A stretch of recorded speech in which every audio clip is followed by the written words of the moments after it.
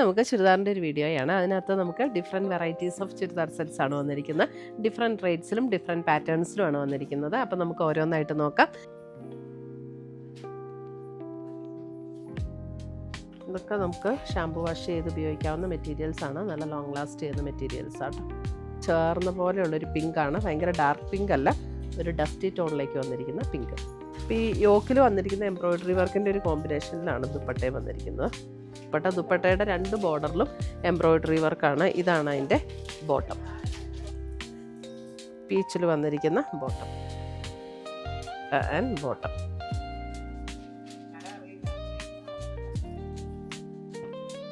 Bottom പിന്നെ dupatta and bottom.